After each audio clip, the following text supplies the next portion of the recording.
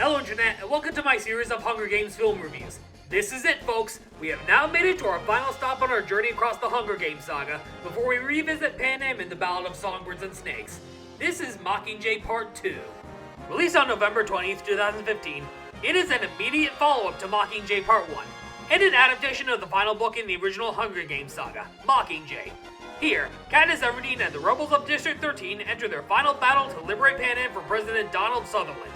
You thought I was gonna say the other President Donald, didn't you? Now why the fuck would I ever do that? But anyway, after Katniss is attacked by a hijacked PETA, she's recovering from her injuries, and at the end of Mockingjay Part 1, President tells District 13 that their next target is District 2, which is still loyal to the capital. Mostly because Coriolanus Snow's old friend Sejanus Plinth came from District 2. I won't spoil what happens to him in the Ballad of Songbirds and Snakes. You'll have to read the book to find out. Or if you don't have the time nor the patience to read books, you can check the movie out and see how it all plays out. I know what you're thinking at this point. David, you're a Sonic the Hedgehog fan. You make videos all about Sonic. You play video games and you talk about movies on your YouTube channel. Why are you suddenly talking about books and recommending we read? Some of us have had to suffer through reading The Scarlet Letter, Lord of the Flies, The Catcher in the Rye, Huckleberry Finn, To Kill a Mockingbird, The Great Gatsby, Pride and Prejudice, and a shit ton of Shakespeare in our high school English classes. Those books made us hate reading, and now you're telling us to read books? What's the matter with you? Well, like I said in my review of the first Hunger Games movie, I love books. I love reading books. I love watching movies based on books. When it comes to film adaptations of books, I'm usually a book first, movie second kind of guy. But anyone can do it whichever way they please. Movie first then book, or book first then movie. Another book turned movie that I completely forgot to mention in the first Hunger Games review is Ready Player One, based on the book by Ernest Cline. While that movie was visually dazzling, and one of Steven Spielberg's most difficult films he's ever worked on, it was almost nothing like the book it was based on. Now that's a movie I will cover another day, but I have no idea when. Anyway, President won't let Katniss go directly to the capital without stopping at District 2 so that she can convince them to join the rebellion against the capital. While in District 2, the rebels destroy the capital's weapon supply. The refugees in District 2 surrender, while Katniss gives another rousing speech. These people are not your enemy! We all have one enemy, and that's Snow! He corrupts everyone and everything! He turns the best of us against each other. Stop killing for him! Tonight, turn your weapons to the capital. Turn your weapons to Snow. I even referenced this scene in Mario and Sonic Revenge of the Deadly Six. Tonight, turn your weapons to the Deadly Six. Turn your weapons to Mephiles! Can't you tell that I love the Hunger Games with a burning passion? It's not just because I'm a show-off when it comes to whistling, but because I've been a fan of these books and films since I was 16 years old, back when the Sonic and Sonic series first began. Katniss is then shot by one of the refugees from District 2, since District 2 is still loyal to President Snow. And speaking of President Snow, he withdraws all peacekeepers to the center of the capital, and assembles the game makers into setting up traps all across the center of the capital to prepare for one final stand against the rebels. Now, if we were to make any Star Wars comparisons with Mockingjay, then Part 1 would be The Empire Strikes Back, and Part 2 would be Return of the Jedi. Meanwhile, District 13 is doing everything they can to fix PETA's hijacking. However, he's still resentful towards Katniss because of the hijacking, and he's unstable. Katniss is heartbroken because the old PETA she knew and loved was gone, never to be seen again. She then goes up to President so she can kill Snow, but she says no because she wants to preserve Katniss as the symbol of hope for the rebellion. Finnick, our guy from District 4, marries Annie Cresta, and Joanna from District 7 tells Katniss about an aircraft leaving for the outskirts of the capital, where they're getting ready for an all-out assault against the capital. Katniss then sneaks aboard, but President just isn't having it. So she sends PETA, who still isn't his normal self, to join the team.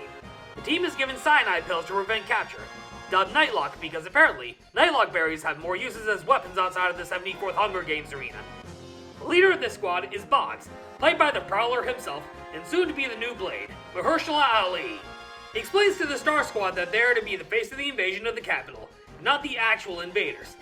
But they all have a huge target painted on their backs, so they have a holographic map that can detect booby traps, like bombs, mutts, which are genetically designed creatures, and anything else. And Finnick even compares it to the Hunger Games. Ladies and gentlemen, welcome to the 76 Hunger Games. Oh, ha ha. Is it because my username ends with the number 76? If so, then you're really asking for it. And Katniss doesn't trust herself around Peeta, and that President sent Peeta to join the team because Katniss poses a threat to her authority. Eventually, they play a game of real or not real in order to help Peeta regain his true memories of Katniss. While traversing through the traps, Boggs becomes mortally wounded, and in his dying breath, he gives the holographic map to her, and he warns her of President's ulterior motives and how she's not who Katniss thinks she is. Peeta's hijacking then drives him to attack Katniss once again, but Finnick manages to restrain him long enough for the squad to escape into a building. And with Boggs dead and the command passed down to her, she's forced to lie to the squad, saying that she was under orders from President to kill Snow. The building is destroyed by peacekeepers, and Caesar Flickerman announces the death of the rebels and the Mockingjay. Back in District 13, Beetee hijacks the broadcast, and we see a message from President introducing herself to Panem, who delivers a eulogy to inspire the rebels. So the squad then goes into the sewers, but before that, Peeta starts to feel guilty for his actions, saying that he should be the one who dies, rather than put the entire squad in danger. But his memories are starting to become much clearer. While they are in the sewers, President Snow unleashes a bunch of reptilian mutts that look like a fusion of the Xenomorphs from Alien, the Pale Man from Pan's Labyrinth, and Grievers from The Maze Runner. Either way, they're fucking creepy and dangerous. A few squad members are killed by these mutts. One of them grabs Finnick.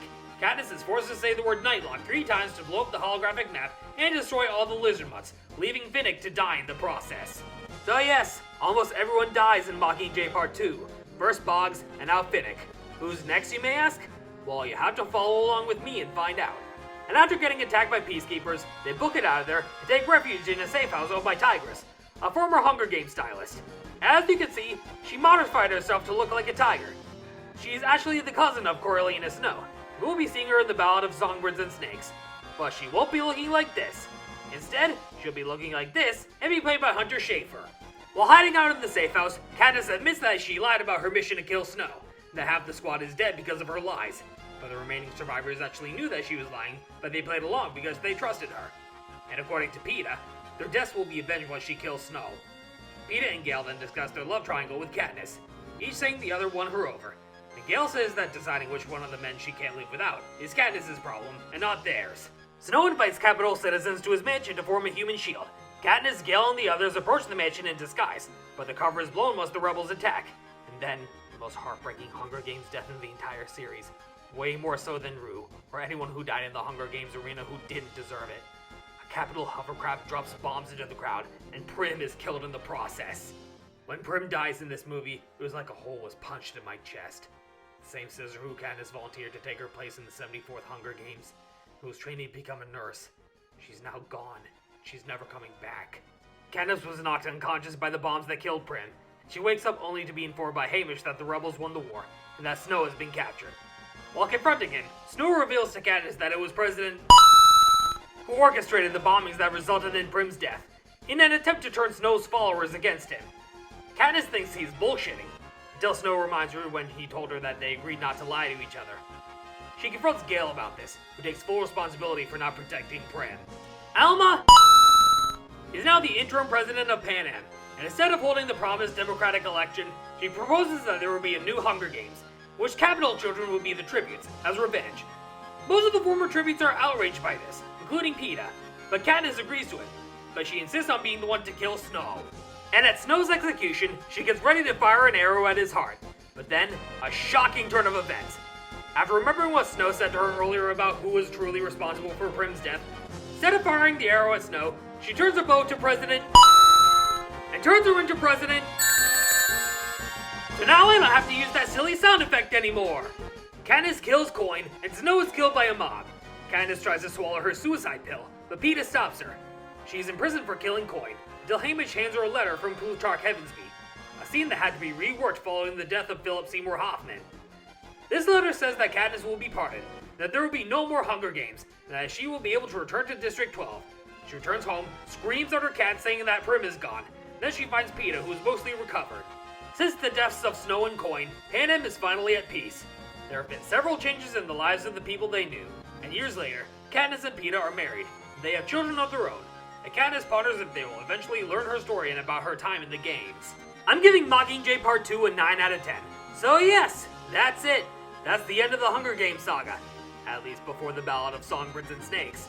This is a great way to close off an epic young adult book series, and a great way to close off an epic saga about a young girl who defied her authoritarian government.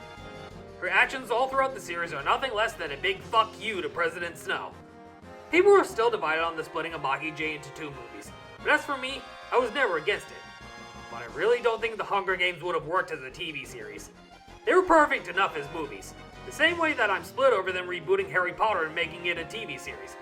Percy Jackson, on the other hand, I'm glad they're turning that into a TV series. But the Hunger Games, the movies told the story they wanted to tell, and I'm happy with it. Jennifer Lawrence will always be Katniss Everdeen to me. This is one of my favorite performances from Josh Hutcherson, aside from Five Nights at Freddy's, of course. Everyone else did great, and it is just a very engaging story for book enthusiasts and filmgoers equally. I've always loved the Hunger Games, and every movie and book is excellent, and Mockingjay Part 2 is a very fitting conclusion to an excellent story, and I can't wait to see where they go with the Ballad of Songbirds and Snakes. Stay tuned for my upcoming review of the Ballad of Songbirds and Snakes coming soon. Till then, I'll see you all next time.